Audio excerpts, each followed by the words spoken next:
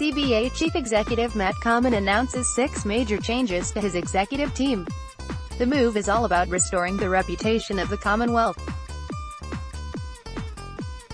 The bank is still looking for a new Chief Financial Officer. Matt Comyn, the Chief Executive Officer of the Commonwealth, has taken a key step on the path to restoring the reputation of Australia's biggest bank, announcing 6 appointments and changes to the executive leadership team.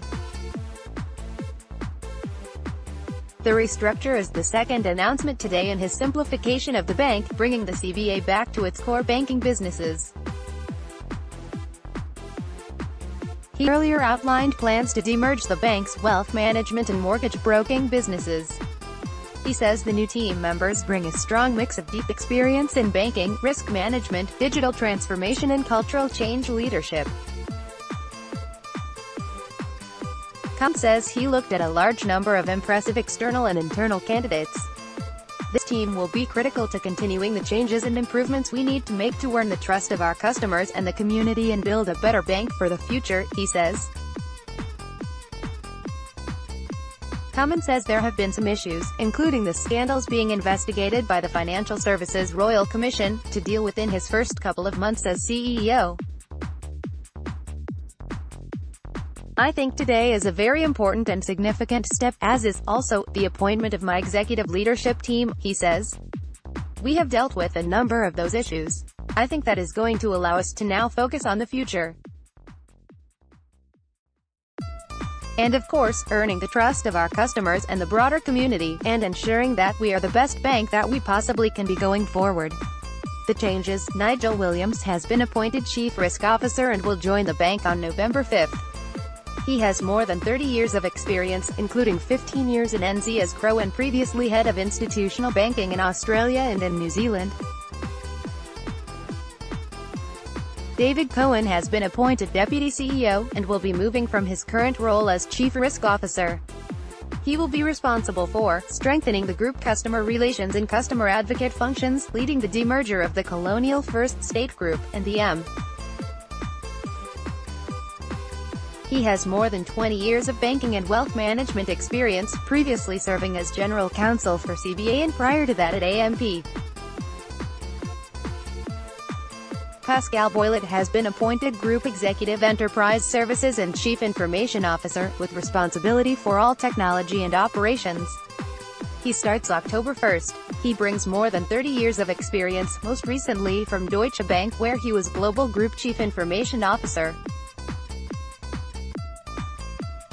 Prior to Deutsche Bank, he was Head of Operations and Technology for Fannie Mae, and before that worked at Citi. He will be responsible for delivering CBA's future technology and operations strategy, including data management, enabling innovation, strengthening risk controls and simplifying the business. Sean Lewis has been appointed Group Executive Human Resources, starting from August. Lewis joined CBA in 2014 and currently leads more than 2,500 people across in customer contact centers. Prior to joining CBA, Lewis spent 9 years at Westpac working across retail and business banking, including as head of the NSW Retail Network. Andrew Hinchliffe has been appointed Group Executive Institutional Banking and Markets, effective from August. He joined CBA in 2015 as Executive General Manager Global Markets after more than 15 years in global institutional banking and markets roles with Goldman Sachs, and earlier at Credit Suisse First Boston. He will be responsible for leading the banking and global markets divisions servicing institutional clients.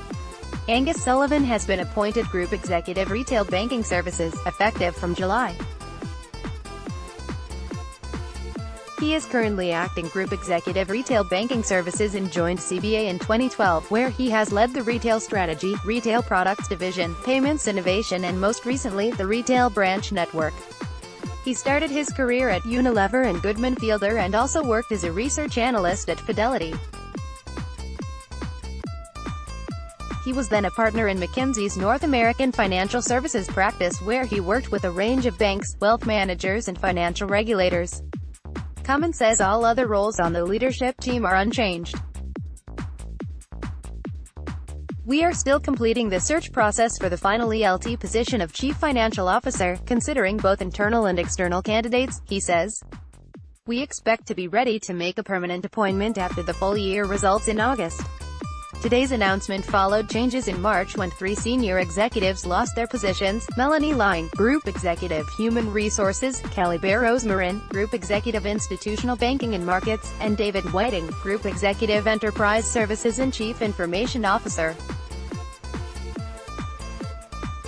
Want to read a more in-depth view on the trends influencing Australian business and the global economy? Research is designed to help executives and industry leaders understand the major challenges and opportunities for industry, technology, strategy and the economy in the future. Sign up for free at research.businessinsider.com.au.